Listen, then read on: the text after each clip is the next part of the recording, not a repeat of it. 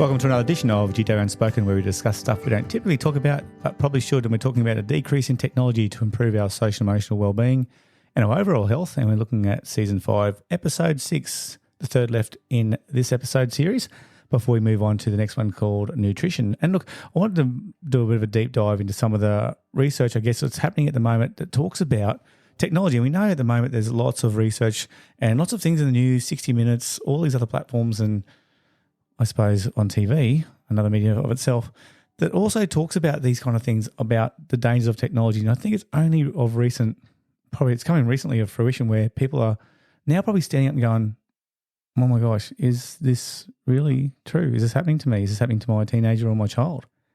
Because technology can affect our children as well as adults.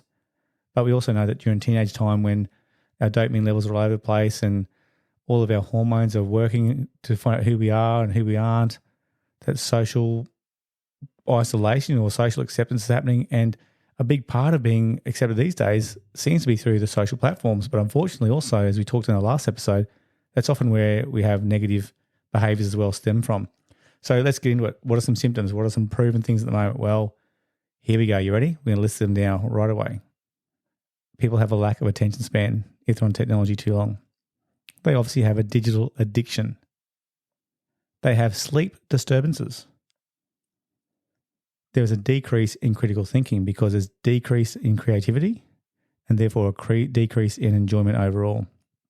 There's an increase in stress and anxiety because often on our phones we're anxious to be on and we're getting the next message through. Is it a positive one? Is it a negative one? Am I accepted? Has there been enough likes? We're always on to respond. How about our physical health implications? We're often sitting. The latest thing is too, we're getting spurs, we're getting bones growing at the back of our neck because we're leaning over too much to get on our social media or our gaming or even our laptops, which then has a decrease in motivation, and that can often lead to also social isolation. My favourite one is when people get on their games and say, oh, but I socialise this way with my mates, and I agree they do, and they have a lot of fun and that kind of stuff, but the problem is the addiction to that. So can they actually pull themselves off those PlayStations and the Xboxes and all the other platforms, or are they actually getting the double dopamine of the testosterone and the risk on the games from dopamine, and also socially they're getting connected with the oxytocin? We're actually losing our memory, the impact of non-use. So because we don't use our memory very often because we can just use our technology, our phones, or, Siri, hey Siri, call mum. We don't need to remember numbers like we ever used to, or have to write things down like we used to. So, I challenge people out there, do you know more than 2 or 3 phone numbers of mobile phone numbers? Because most of us probably don't. There's lots of emotional challenges. So especially with our girls on social media, again, not being sexist, but the stereotype, that's what the research is showing, that they're seeing unrealistic images of what a body shape is for a female and it's relative to their age. And that can have a massive impact on people's self-esteem. And when it lowers self-esteem and it lowers self-concept, then a lot of social emotional issues occur from that. And a lot of them unfortunately go towards deep, dark places of anxiety, depression, self-harm, and then sometimes even people try and take their lives. There's also, with increase in technology dependency, we have a dopamine dependency, which means we seek more hits. We actually seek the likes. We seek to see what the next thing's on. The automatic scroll of our phones are just going through the motions, and we just get hooked on there because we're dependent on being on the phone. I talked about a mate of mine, John, who said now you can actually count the pickups of a phone, and that's another cue of dependency. And we talked also with Teen Brain about the book about all the addictions we have based on technology addiction. And again, in that book, they talked about all those dependencies we have where, if we can take the device off somebody and they're not craving it, then they probably aren't addicted. But we can find out from our teens or our children especially, or maybe if you think about yourself, how long can you go without your phone? How can you actually go to work or go somewhere it's not actually dependent to have your mobile phone to stay off it? There's more research coming through now talking about lack of empathy. And I know David Gillespie says he's not quite sure of this one yet, but a lot of people aren't exposed now to non-verbal cues because a lot of things are happening through social media and they don't have to read faces, where we know non-verbal communication is often more powerful than the actual verbal communication, sometimes like 80% to 20%. But because we don't actually have those face-to-face interactions as much, a lot of us are seemingly losing some empathy because we cannot read the non-verbal cues. And it's easy to take things, you think of an email, it's easy to take things 2 different ways. And obviously the biggest one we have with our teens, especially as our privacy and security concerns, because it's very easy for people now to, if we're misusing our personal information, for them to track us down.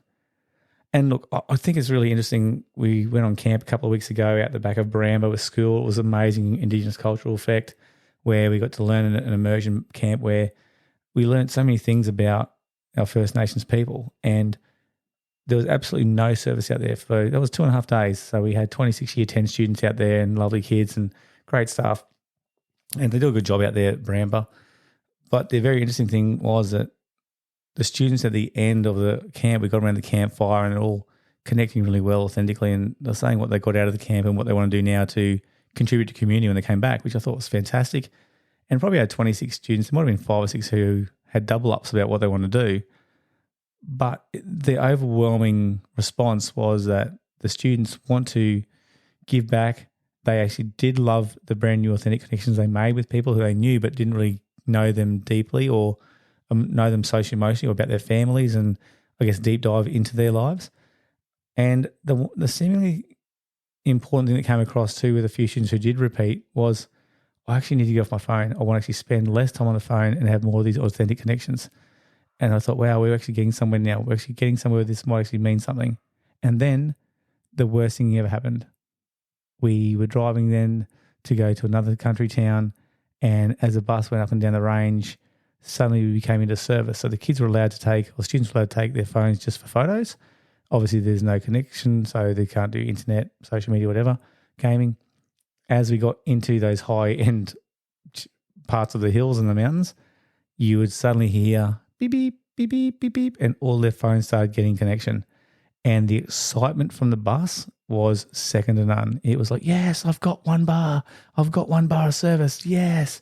And straight away they're on there and trying to take Snapchats and photos and downloading stuff and getting back on social media platforms and looking at TikTok. It was just crazy how we went from a place of, yep, we are just relaxed, we're calm, we've relaxed our amygdala, we're just in a nice little quiet place where we're supposed to be, where our brains are supposed to be on land, and then bang, it was all over.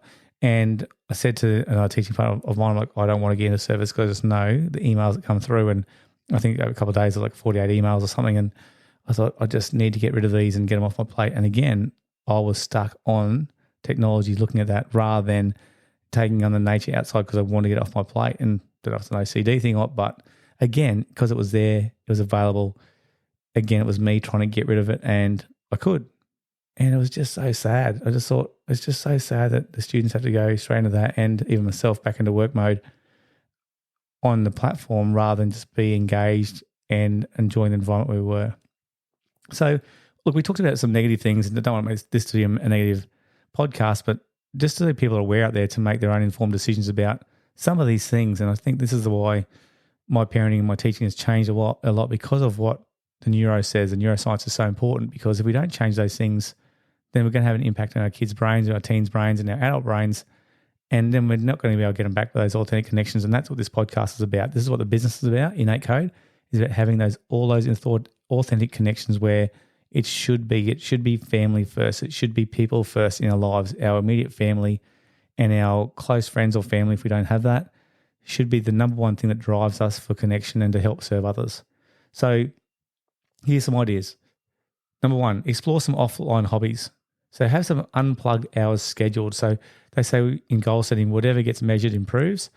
Actually, timetable, have a calendar where you can actually have some offline hobbies with your peers, with your friends, with your family. They're saying between 45 minutes to an hour is perfect. So maybe do that 3 times a week. Just try it, see if it works. Start with 2. How about a digital detox challenge? So have alternate activities again, like the unplugged hours scheduled, but have a challenge, have it between people, and at the end of the week, look at your phone and see how many hours you're actually on certain platforms, and have a bit of a, shout a coffee or a drink to someone who actually wins that challenge, just to see how you go. Make it a competition.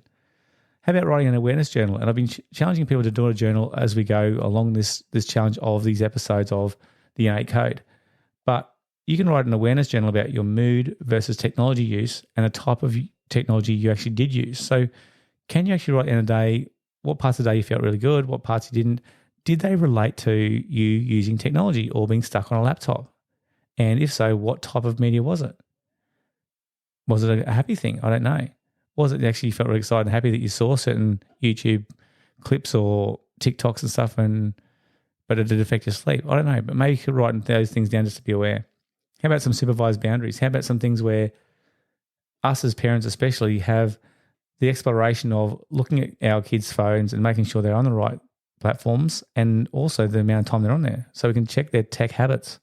Let's be aware. Let's have a conversation with our kids rather than just get cranky at them and say, this is the awareness, and this is some of the negative things that can happen.